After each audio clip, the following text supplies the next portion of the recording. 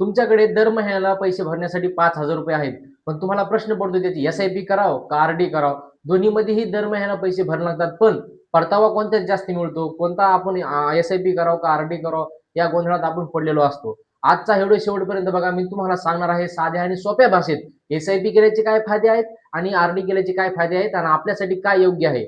नमस्कार, मी नवनाथ आणि तुम्ही पाहत आहात नवनाथ आंधळे. बिझनेस आणि फायनान्स रिलेटेड चॅनल मध्ये आपलं स्वागत आहे. चला तर सुरू करूया. SIP आणि RD या दोन्हीपैकी आपल्यासाठी कोणता योग्य आहे. आता आपण समजून घेऊयात SIP म्हणजे काय. SIP म्हणजे सिस्टमॅटिक इन्व्हेस्टमेंट प्लॅन, जो की ठराविक रक्कम ठराविक काळासाठी आपण दर महिन्याला भरत असतो. एखादी विशिष्ट ठराविक रक्कम ठरली, आपण ठराविक काळासाठी दर महिन्याला भरणे म्हणजे आपण दर महिन्याला 1,000 रुपयाची SIP करतो.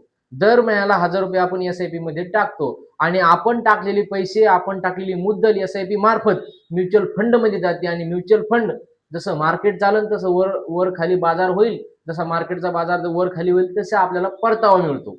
आता RD म्हणजे काय आपण बघू. RD म्हणजे रिकरिंग डिपॉझिट. यामध्ये आपल्याला ठराविक रक्कम भरणं लागते. ठराविक रक्कम आपल्याला बँक एक ठराविक काळ ठरवून देते आणि त्याच्यावर ठराविक व्याजदर किती मिळणार आहे हे बँक ठरवून देते आणि ठराविक काळ ठराविक मुदत संपल्याच्या नंतर आपल्याला व्याज आणि व्याजासकट आपली जी मुद्दल आहे ती बँक परत देते. यामध्ये आपल्याला जोखीम थोडी कमी पाहायला मिळते. आता SIP आणि RD या दोन्ही मधील फरक बघू.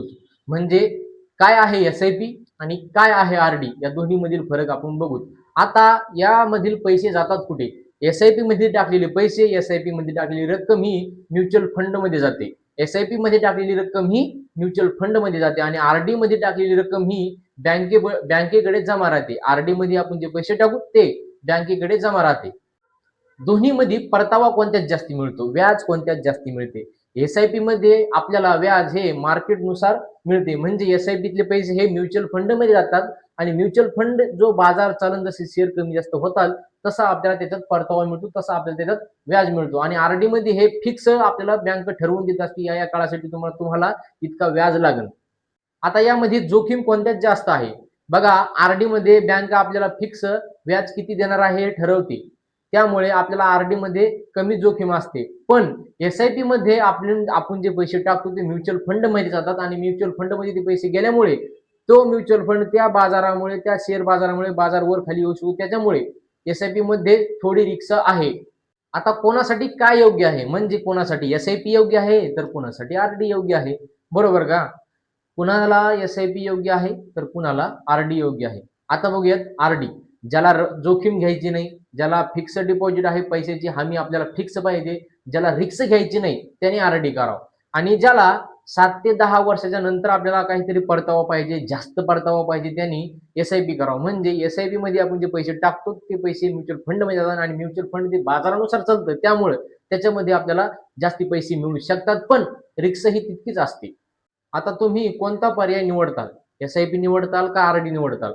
जर तुमचं उद्दिष्ट 1 ते 3-4 वर्षापर्यंत असेल तर तुम्ही RD निवडू शकता. फिक्स रक्कम टाकू शकता. फिक्स बँकेकडून जितका करार होईल तितकं व्याज तुम्हाला येऊ शकतं. त्यामुळे तुम्हाला कमी तुमचं उद्दिष्ट असेल 1-3-4 वर्षाच्या कालावधीसाठी तुम्हाला ते पैसे जर गुंतवायचे असतील तर तुम्ही ते पैसे RD मध्ये गुंतवू शकता. पण तुम्हाला तेच पैसे जर 5 वर्ष किंवा 5 वर्षापेक्षा जास्ती कालावधीसाठी गुंतवायचे असतील तर, आणि त्याच्यात तुम्हाला जास्ती व्याजदर घ्यायचा असेल, जास्ती कमाई करायची असेल, जास्ती पैसे घ्यायचे असतील तर तुम्ही SIP करू शकता. लक्षात ठेवा, SIP आणि RD हा कोणता दोन्हीपैकी एकही पर्याय योग्य नाही किंवा एकच पर्याय योग्य आहे, हाच पर्याय योग्य आहे आणि हा पर्याय योग्य नाही, हे चुकीचं आहे. आपल्याला काय पाहिजे, आपलं उद्दिष्ट काय आहे, आपले धोरणं काय आहेत, या पैशाचा आपल्याला किती परतावा पाहिजे, या पैशाचं आपलं पुढचं उद्दिष्ट काय आहे, या पैशावर आपल्याला पुढे येणाऱ्या काळात आपल्याला काय काम करायचंय हे स्वतःला माहित असते. त्याच्यामुळं आपल्यासाठी काय योग्य आहे फक्त स्वतःला माहिती असते. आपल्यासाठी SIP योग्य आहे का आपल्यासाठी RD योग्य आहे फक्त स्वतःला माहित असते. किंवा कोणता दोन्हीपैकी एक पर्याय चांगला आहे आणि हा वाईट आहे असं आपण ठरवू शकत नाही. जे ज्याचं त्याला माहित असते आपण कोणत्या पर्यायात फिक्स बसू शकतो. मित्रांनो, आजचा हा व्हिडिओ तुम्हाला कसा वाटला कमेंट करून नक्की सांगा. SIP आणि RD या दोन्हीपैकी तुम्ही कशात गुंतवणूक कराल, तुम्हाला कोणतं योग्य वाटेल हे कमेंट करून नक्की सांगा. आणि मित्रांना हा व्हिडिओ शेअर करा, लाईक करा, सबस्क्राईब करा.